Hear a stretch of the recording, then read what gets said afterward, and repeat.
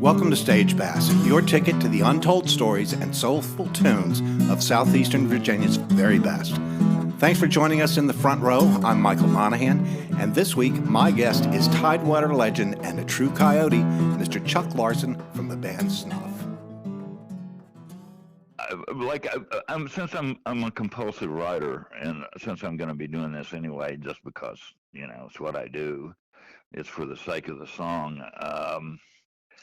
In a way, there's a freedom in that you don't have when you're obligated to do it to pay the rent. Yeah. So it becomes more pure art.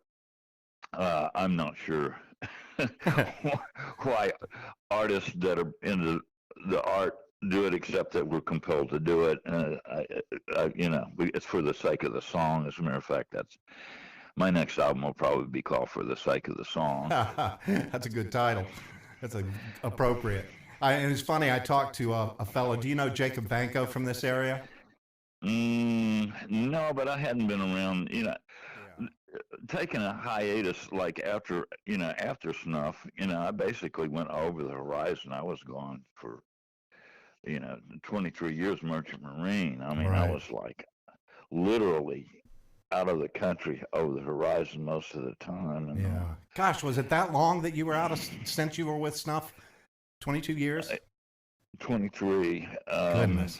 That was, I was actually longer than that. I left in, I don't know, maybe 83, 84, something like that. I forget now. Yeah.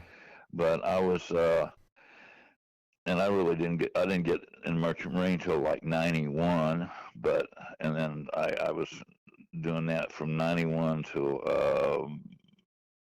2013. Wow. And so, it was a few years there. Yeah, goodness. 22 or 23, anyhow, Yeah. I forget. But anyway, a long hiatus, although I never stopped writing. But the things that have really changed the music industry, of course, is the streaming. Streaming subscriptions more or less filtered the money away from record companies. Yep. And now they don't even put CDs in cars. So yeah.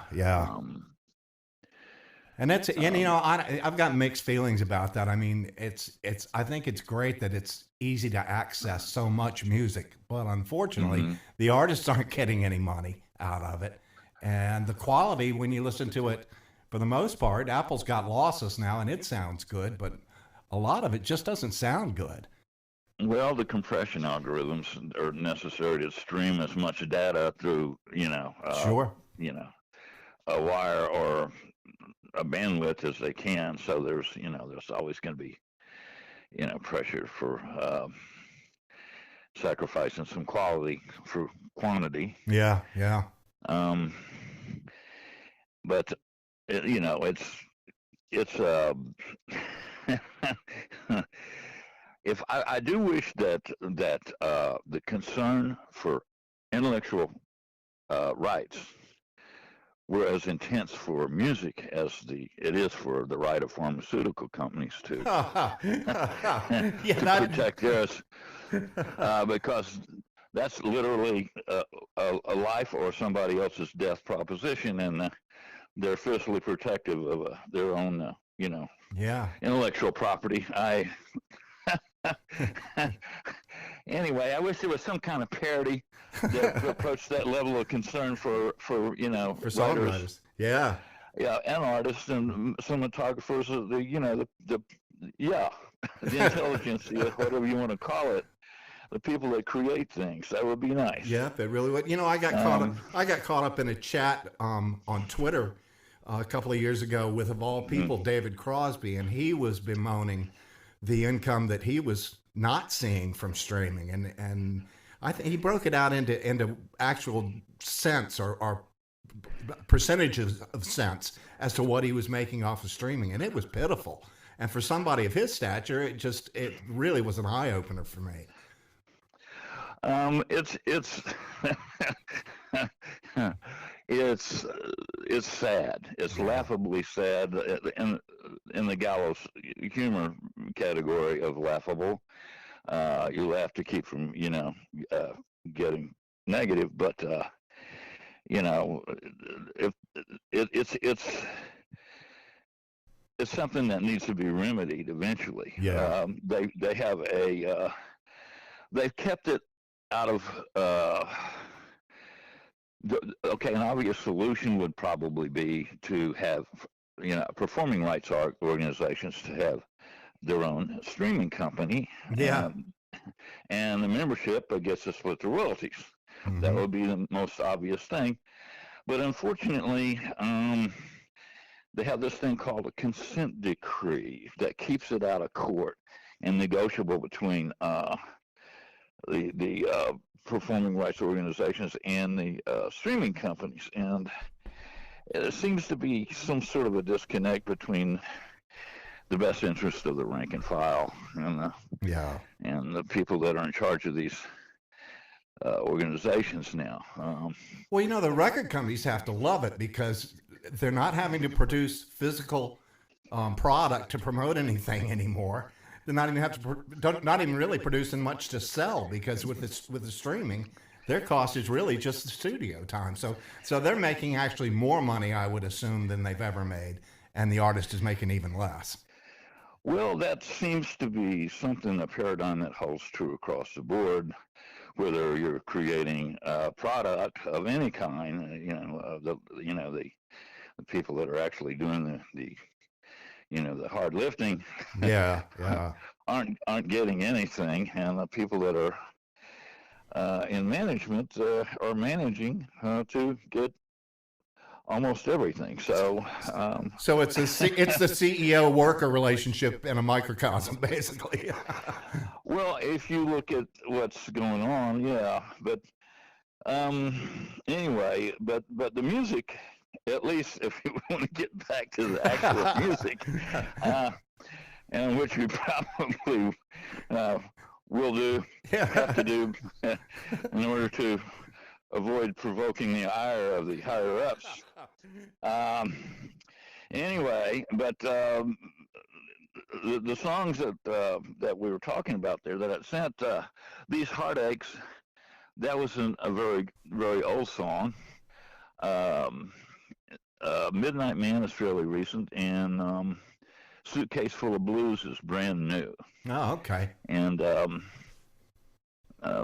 thankfully, I've been, visited by the Muse quite a bit down here in north central Louisiana, and we have a 10-acre little compound here with 4 apartments and another 5,000 square feet of studio space. Oh man, that's nice.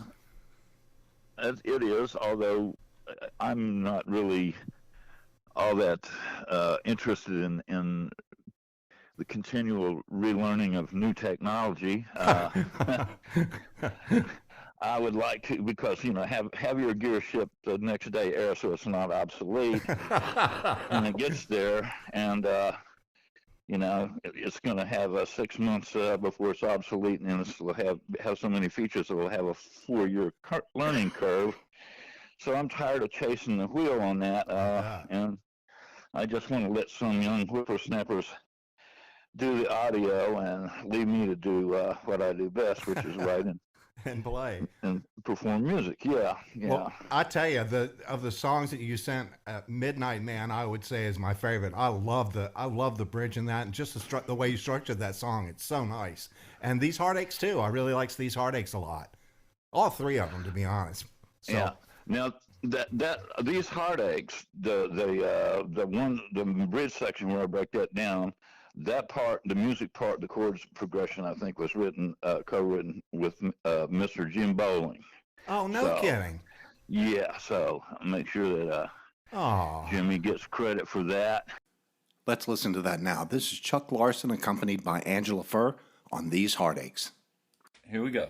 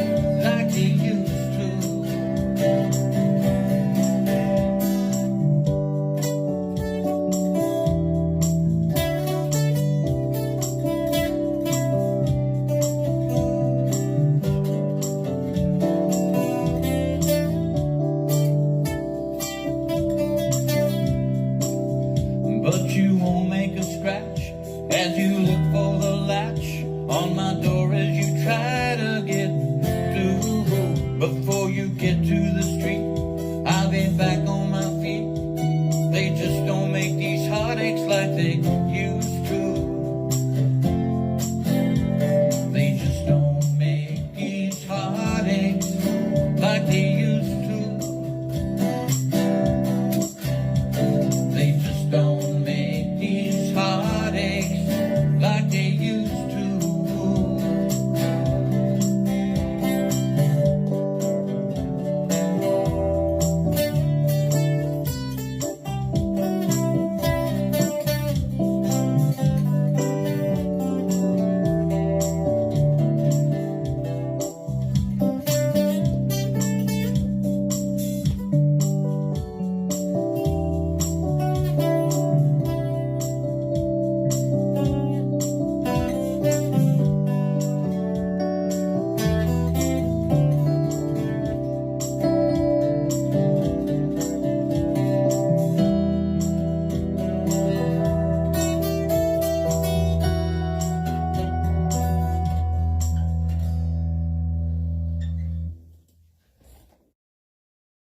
That leads me to something I've never told you, and I've actually kind of wanted to tell you this for the longest time because I don't know if you know just how much of an influence you and the other guys in Snuff were on so many of the musicians in Tidewater at that time. My first paying job as a musician was playing for $25 a night at good old McGinnis Flints. You remember that name?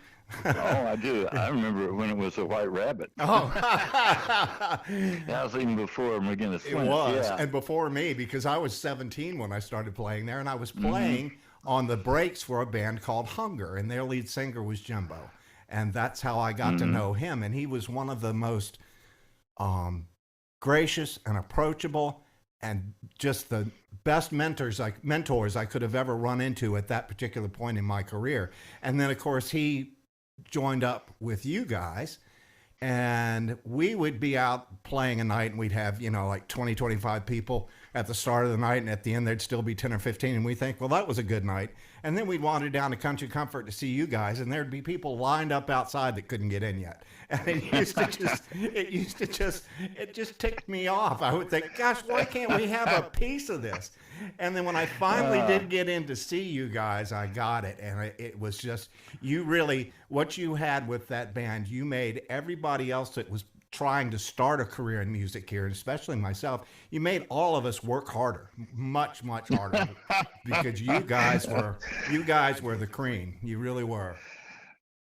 Well, it sort of started. Well, McGinnis Flints was one starting point. I think it really started to blossom out when the Zodiac came along. Yeah, we had Jimmy Buffett used to come in there just to steal musicians.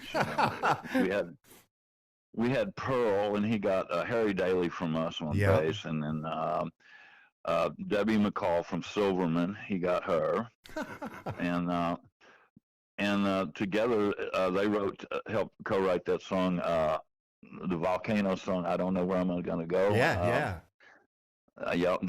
co-authored that with Buffett, and of course when Snuff would be playing up in New York at the Lone Star Cafe in the city, and Buffett was there, he would, can I sit in with you guys, which was not so subtle code for, will you be my backup band? Because I know you know all our stuff, right? But it was, it was, Tidewater has some great music, and you got some really hard, like Louis McGee. He is like the hardest working guy. Yes, I he know, is. man. Yes, he is. And sounds great. Carl Warren, another one. Yeah. We really have been blessed with a lot of good musicians. And Bruce Hornsby, can't forget Bruce. He started out here as a local musician. So True. And at the Folk Ghetto in downtown Norfolk on Freemason Street, Amy Lou Harris. Yep. Judy Kay, who later on became known as Juice Newton. Yeah. Let's listen to some more music here. This is Midnight Man by Chuck Larson. Here we go.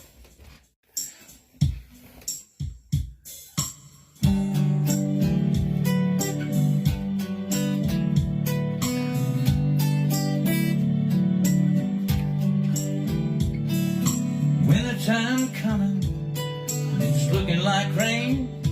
Got 'em thinking about magnolias and southbound trains and a cove and some grove with the shack at the back by a lazy river by some railroad track. There's a shady lady waiting for that man to get back. She loves a midnight man. Don't mind that boy, he don't understand. He ain't from here, he's just a traveling man. Gonna go through this world, the six-piece band. He's a midnight man. He's a midnight man. He's just a midnight man.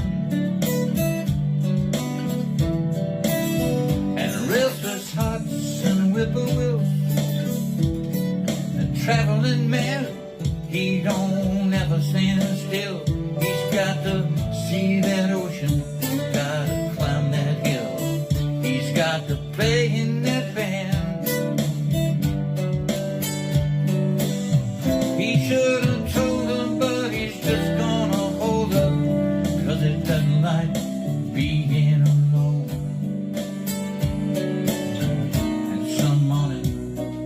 Without any warning, she'll reach out to hold that there boy. But he'll be gone, 'cause wintertime coming, it's looking like rain. Got 'em thinking about magnolias and southbound trains and a cove in some grove with the shack at the back by a lazy river by some railroad track. There's a shady lady waiting for that man to get back. She loves a midnight man.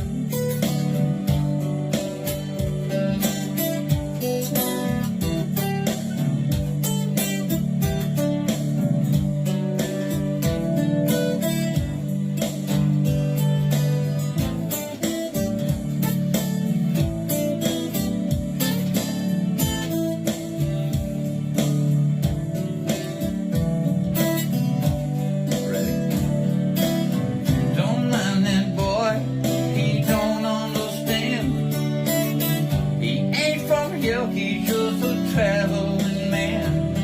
Gonna go through this world, the six-piece band. He's a midnight man. He's a midnight man. He's just a midnight man.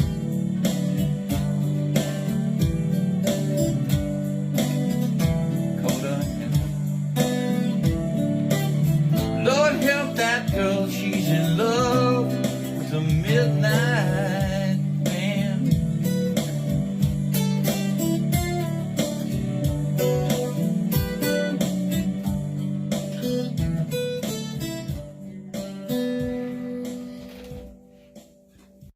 And it's funny, Chuck. My second paying job was at the Hard Rock Cafe. That's another throwback. And I think they put me in there on Tuesdays, and the only people there were people that didn't have weed yet. Those were the Ghent days. Yeah, absolutely. And that was that's the first place I actually saw you play, and I think you played there with Robbie at that time. I did. Yeah.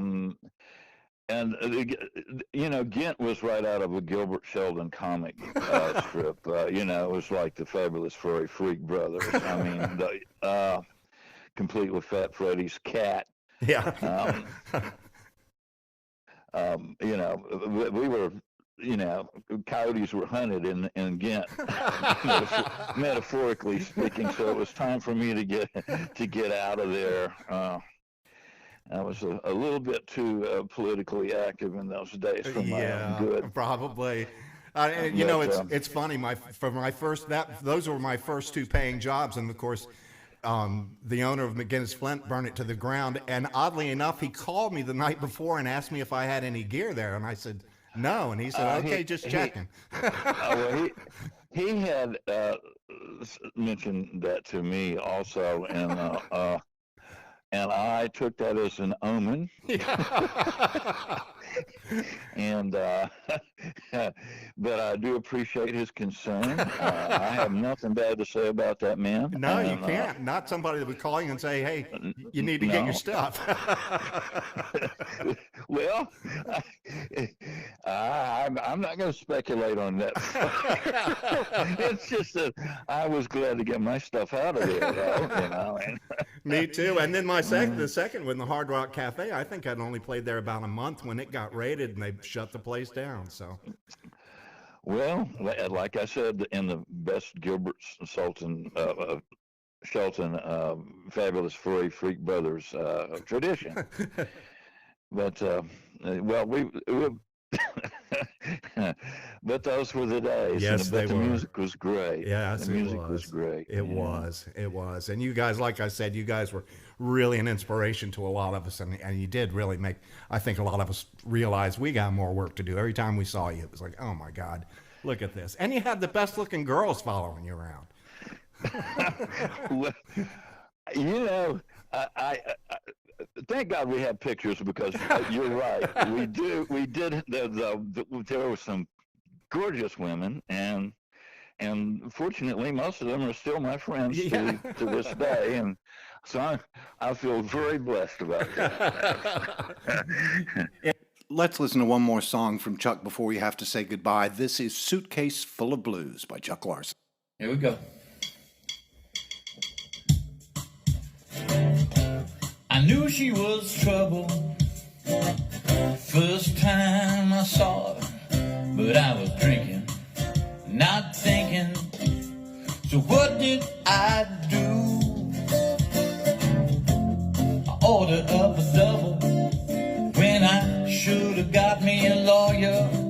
I was sleeping at the station when my train went through. Circumstance and a whiskey dance can be a witch's brew. Don't laugh too hard, my brother, it happened to you. Friday's wise man is gonna be Saturday's fool. Everybody gonna fool around and fall in love sometime.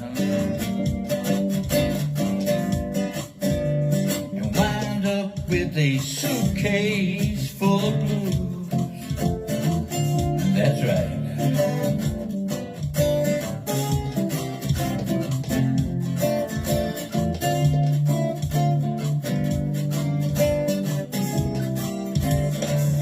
Don't want no water once they tasted champagne. They're gonna love you when the sun shines, hate you when it rains. Look out, boys, the girls are coming through.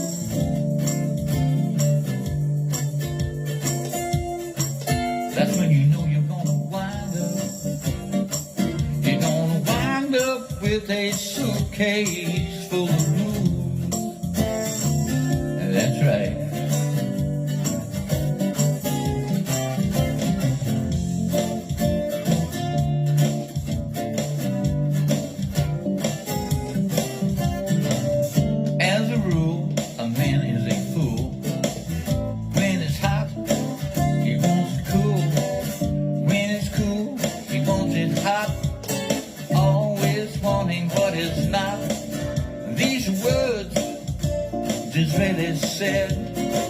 Keep on running around my head, and from time to time I find out that they're true.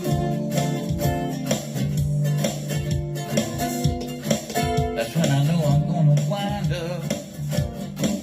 I'm gonna wind up with a suitcase full of blues.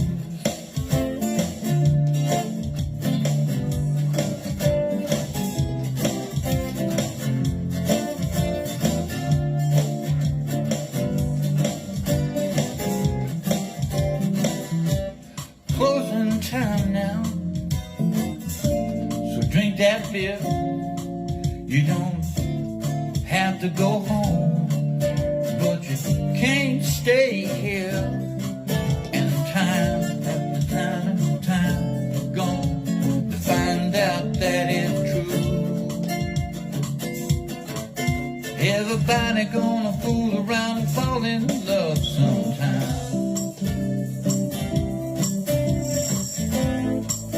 You can bet your last dime. You know you're gonna wind up carrying a suitcase full of blues.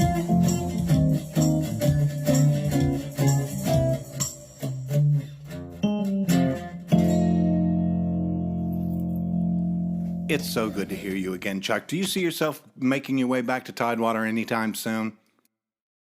I really miss I miss all my friends, and I definitely want to move back there eventually. It's just I've got a bit off a lot to do developing this place. It's 10 acres, it's 4 apartments, it's got and it was it needed a lot of work and still does, but it's Well, I appreciate it. I really do. Let's do this again sometime down the road, especially maybe when you get back in town. Roger that, buddy. All right. Well, take care, Chuck, and good luck with everything. I hope to see you soon. All right, buddy. Take care. Bye-bye. Bye-bye. I want to thank Chuck Larson for spending some time with me this week, and I certainly hope that all of his many fans out there have enjoyed our conversation. We'll be back next week with a new broadcast. Everybody be good. We'll see you soon.